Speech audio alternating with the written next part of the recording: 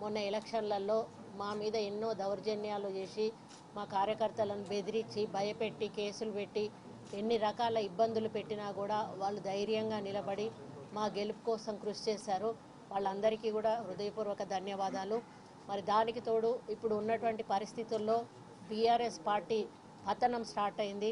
మరి కవిత అరెస్టు తోటి ఈరోజు జనాల్లో ఒక సంతోషం నిండుకుంది. ఎందుకంటే ప్రజల సొమ్మును దారాదత్తం చేసుకొని కోట్ల రూపాయలు గడించుకొని ఈరోజు కోట్లకు పడగలెత్తి మరి ఏ తెలంగాణ అయితే తెచ్చుకున్నామో ఆ తెలంగాణ ప్రజలకు న్యాయం చేయకుండా ఓన్లీ కుటుంబ పాలన చేస్తూ కుటుంబం బాగుపడి ఈరోజు ప్రజల నోట్లో మట్టి కొట్టి తెలంగాణను దివాలా తీసి మరి అప్పుల ఊబిలో కూరుకుపోయే విధంగా చేసినటువంటి కల్వకుంట్ల కుటుంబానికి ఈరోజు జరుగుతున్న ఎదురు దెబ్బ ఏదైతే ఉందో ప్రజలందరూ కూడా ఆహ్వానిస్తూ ఉన్నారు. మరి ఒక సీఎం కూతురు స్థాయిలో ఉండి ఒక మహిళగా ఉండి చీప్గా లిక్కర్ దాంట్లో కుంభకోణంలో ఇరుక్కోవడం అనేది చాలా బాధాకరం. మరి దానికి అందులో ఉన్న వాళ్ళందరినీ కూడా అరెస్ట్ చేసి విచారణ జరపడాన్ని స్వాగతిస్తూ ఉన్నాము.